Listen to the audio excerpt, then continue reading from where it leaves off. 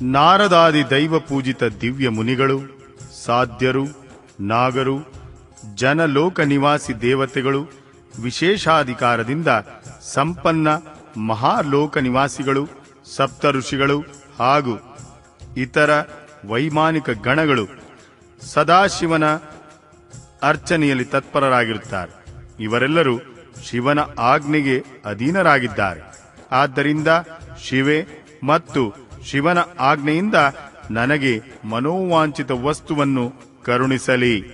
ಗಂಧರ್ವರಿಂದ ಸಿಡಿದು ಪಿಶಾಚದವರಿಗೆ ಇರುವ ದೇವಯೋನಿಗಳು, ಸಿದ್ಧರು, ವಿದ್ಯಾಧರರು, ಇತರ ಆಕಾಶಚಾರಿಗಳು, ಅಸುರರು, ರಾಕ್ಷಸರು, ಪಾತಾಳವಾಸಿ ಅನಂತಾದಿ ನಾಗರಾಜರು, ಗರುಡಾದಿ ದಿವ್ಯ ಪಕ್ಷಿಗಳು, ಕೂಷ್ಮಾಂಡ, ಪ್ರೇತ, ವೇತಾಲ, ಗ್ರಹ, ಭೂತಗಣ, ಡಾಕಿನಿಯರು, ಯೋಗಿನಿಯರು, ಶಾಕಿನಿಯರು ಹಾಗೂ ಸ್ತ್ರೀಯರು, ಕ್ಷೇತ್ರ, ಉದ್ಯಾನಗಳು, ಗೃಹಾದಿ ತೀರ್ಥಗಳು, ದೇವ ಮಂದಿರಗಳು, ದ್ವೀಪ, ಸಮುದ್ರ, ನದಿಗಳು, ಸರೋವರಗಳು, ಸುಮೇರು ಆದಿ ಪರ್ವತಗಳು, ಎಲ್ಲೆಡೆ ಹರಡಿಕೊಂಡಿರುವ ವನಗಳು, ಪಶು, ಪಕ್ಷಿ, ವೃಕ್ಷ, ಕ್ರಮಿ, ಕೀಟಾದಿಗಳು, ಮೃಗಗಳು, ಸಮಸ್ತ ಭುವನಗಳು, ಭುವನೇಶ್ವರ ಆವರಣಗಳ ಸಹಿತ ಬ್ರಹ್ಮಾಂಡ, 12 ತಿಂಗಳ ಮತ್ತು ದಿಗ್ಗಜಗಳ ವರ್ಣ, ಪದ,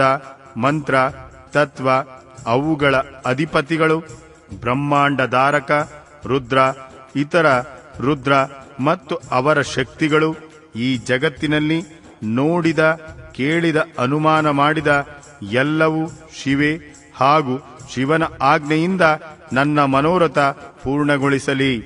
ಪಂಚ ಪುರುಷಾರ್ಥ ಸ್ವರೂಪಳಾದ್ದರಿಂದ ಪಂಚಾರ್ಥ ಎಂದು ಹೇಳಲಾಗಿದೆಯೇ?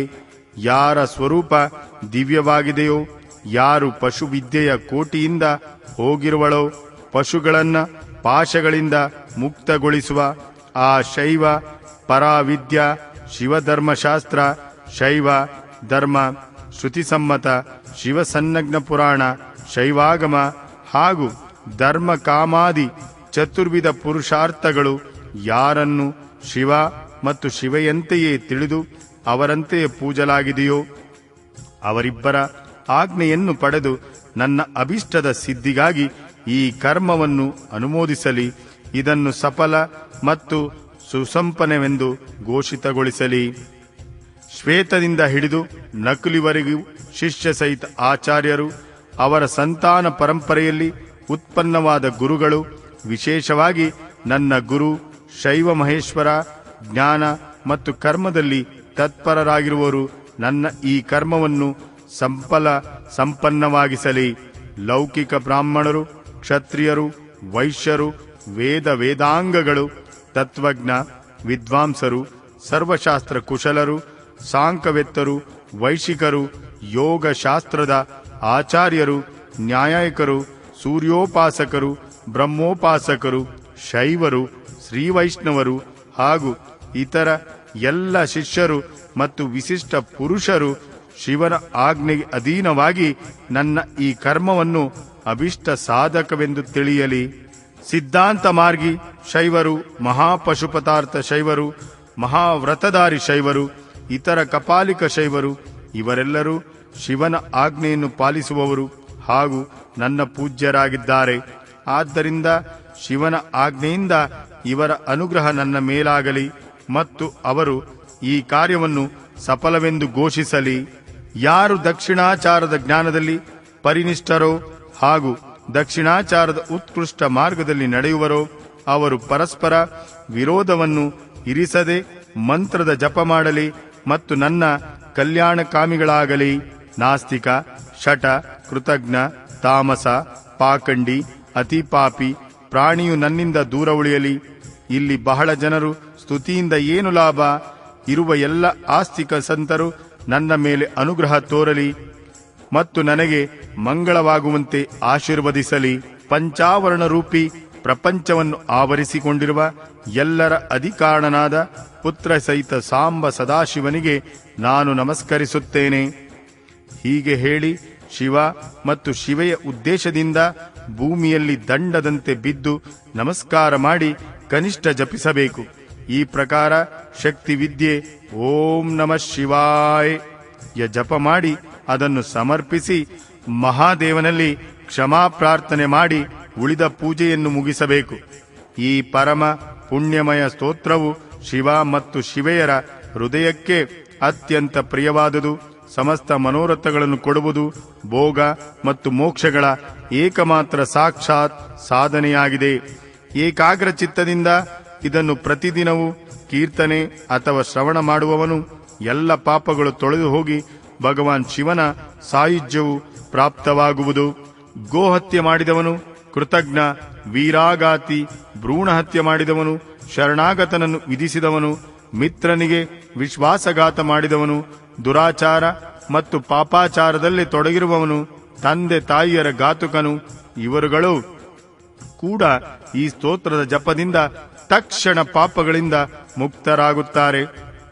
ದುಸ್ವಪ್ನಾದಿ ಮಹಾ ಅನರ್ಥ ಸೂಚಕ ಭಯಗಳು ಉಂಟಾದಾಗ ಮನುಷ್ಯನು ಈ ಸ್ತೋತ್ರವನ್ನು ಕೀರ್ತಿಸಿದರೆ ಅವನು ಎಂದಿಗೂ ಅನರ್ಥಕ್ಕೆ ಭಾಗಿಯಾಗುವುದಿಲ್ಲ. ಆಯಸ್ಸು, ಆರೋಗ್ಯ, ಐಶ್ವರ್ಯ ಹಾಗೂ ಎಲ್ಲ ಮನೋವಾಂಛಿತ ವಸ್ತುಗಳನ್ನು ಈ ಸ್ತೋತ್ರದ ಜಪದಲ್ಲಿ ತೊಡಗಿರುವುದು ಪುರುಷನು ಪಡೆದುಕೊಳ್ಳುವನು. ಹಿಂದೆ ಹೇಳಿದಂತೆ ಶಿವನ ಪೂಜೆಯನ್ನು ಮಾಡದೆಯೇ ಕೇವಲ ಈ ಸ್ತೋತ್ರವನ್ನು ಪಠಿಸಿದರೂ ಸಿಗುವ ಫಲವನ್ನು ಇಲ್ಲಿ ತಿಳಿಸಲಾಗಿದೆ. ಆದರೆ ಶಿವನನ್ನು ಪೂಜಿಸಿ ಈ ಸ್ತೋತ್ರವನ್ನು ಪಠಿಸಿದರೆ ಸಿಗುವ ಫಲದ ವರ್ಣನೆ ಮಾಡಲಾಗುವುದಿಲ್ಲ. ಅನಂತ ಫಲ ದೊರಕುವುದು. ಈ ಫಲದ ಪ್ರಾಪ್ತಿಯು ಒಂದೆಡೆಗಿರಲಿ. ಈ ಸ್ತೋತ್ರವನ್ನು ಕೀರ್ತಿಸಿದಾಗ ಇದನ್ನು ಕೇಳುತ್ತಲೇ ಮಾತೆ ಪಾರ್ವತಿ ಸಹಿತ ಮಹಾದೇವನು ಆಕಾಶದಲ್ಲಿ ಬಂದು ನಿಂತಿರುತ್ತಾನೆ. ಆದ್ದರಿಂದ ಆಗ ಉಮಾಸಹಿತ ದೇವಾದಿದೇವ ಮಹಾದೇವನನ್ನು ಆಕಾಶದಲ್ಲೇ ಪೂಜೆ ಮಾಡಿ 2 ಕೈಗಳನ್ನು ಜೋಡಿಸಿ ನಿಂತುಕೊಂಡು ಈ ಸ್ತೋತ್ರವನ್ನು ಪಠಿಸಬೇಕು. ಅಧ್ಯಾಯ 31ರ ಮುಕ್ತಾಯ. ಅಧ್ಯಾಯ 32ರ ಆರಂಭ. ಐಹಿಕ ಫಲಗಳನ್ನು ಕೊಡುವ ಕರ್ಮಗಳು ಮತ್ತು ಅವುಗಳ ವಿಧಿಯ ವರ್ಣನೆ, ಶಿವಪೂಜೆಯ ವಿಧಿ, ಶಾಂತಿ, ಪುಷ್ಟಿ ಮೊದಲಾದ ಕಾಮ್ಯ ಕರ್ಮಗಳಲ್ಲಿ ಬೇರೆ ಬೇರೆ ಹವನೀಯ ಪದಾರ್ಥಗಳ ಉಪಯೋಗದ ವಿಧಾನ. ಉಪಮನ್ಯು ಹೇಳುತ್ತಾರೆ, ಶ್ರೀಕೃಷ್ಣನೇ, ಹೀಗೆ ನಾನು ನಿನಗೆ ಇಹಲೋಕ ಮತ್ತು ಪರಲೋಕದಲ್ಲಿ ಸಿದ್ಧಿಯು ದೊರೆಯುವ ಕ್ರಮವನ್ನು ತಿಳಿಸಿದೆ. ಇದು ಉತ್ತಮವಾಗಿದ್ದು ಇದರಲ್ಲಿ ಕ್ರಿಯೆ, ಜಪ, ತಪಸ್ಸು ಮತ್ತು ಧ್ಯಾನದ ಸಮುಚ್ಚಯವಿದೆ. ಈಗ ನಾನು ಶಿವಭಕ್ತರಿಗಾಗಿ ಇದೇ ಫಲವನ್ನು ಕೊಡುವ ಪೂಜೆ, ಹೋಮ, ಜಪ, ಧ್ಯಾನ, ತಪಸ್ಸು ಮತ್ತು ದಾನಮಯ ಮಹಾಕರ್ಮವನ್ನು ವರ್ಣಿಸುವೆನು. ಶ್ರೇಷ್ಠ ಮಂತ್ರಾರ್ಥವನ್ನು ತಿಳಿದವನು ಮೊದಲಿಗೆ ಮಂತ್ರವನ್ನು ಸಿದ್ಧಪಡಿಸಿಕೊಳ್ಳಬೇಕು. ಇಲ್ಲದಿದ್ದರೆ ಇಷ್ಟ ಸಿದ್ಧಿಕಾರಕ ಕರ್ಮವು ಫಲಪ್ರದವಾಗುವುದಿಲ್ಲ. ಮಂತ್ರಸಿದ್ಧಿ ಮಾಡಿಕೊಂಡ ಮೇಲೆಯೂ ಯಾವ ಕರ್ಮದ ಫಲವು ಯಾವುದೇ ಪ್ರಬಲ ಅದೃಷ್ಟದಿಂದಾಗಿ ತಡೆಯಿದ್ದರೆ ಅದನ್ನು ವಿದ್ವಾಂಸರು ಮಾಡಬಾರದು. ಈ ಪ್ರತಿಬಂಧಕವನ್ನು ಇಲ್ಲಿ ನಿವಾರಿಸಬಹುದು. ಕರ್ಮ ಮಾಡುವ ಮೊದಲೇ ಶಕುನಾದಿಗಳಿಂದ ಅದನ್ನು ಪರೀಕ್ಷಿಸಿ ಪ್ರತಿಬಂಧಕವನ್ನು ತಿಳಿದುಕೊಂಡು ಅದನ್ನು ದೂರ ಮಾಡಲು ಪ್ರಯತ್ನಿಸಬೇಕು. ಹೀಗೆ ಮಾಡದೆ ಮೋಹವಶದಿಂದ ಐಹಿಕ ಫಲವನ್ನು ಕೊಡುವ ಕರ್ಮದ ಅನುಷ್ಠಾನ ಮಾಡುವವನು ಫಲಕ್ಕೆ ಭಾಗಿಯಾಗುವುದಿಲ್ಲ ಮತ್ತು ಜಗತ್ತಿನಲ್ಲಿ ಅಪಹಾಸ್ಯಕ್ಕೆ ಪಾತ್ರನಾಗುತ್ತಾನೆ. ಯಾವ ಪುರುಷನಿಗೆ ವಿಶ್ವಾಸವಿಲ್ಲವೋ ಅವನು ಐಹಿಕ ಫಲವನ್ನು ಕೊಡುವ ಕರ್ಮದ ಅನುಷ್ಠಾನವನ್ನು ಎಂದೂ ಮಾಡಬಾರದು. ಏಕೆಂದರೆ ಅವನ ಮನಸ್ಸಿನಲ್ಲಿ ಶ್ರದ್ಧೆ ಇರುವುದಿಲ್ಲ ಮತ್ತು ಶ್ರದ್ಧಾಹೀನ ಪುರುಷನಿಗೆ ಆ ಕರ್ಮದ ಫಲವೂ ಸಿಗುವುದಿಲ್ಲ.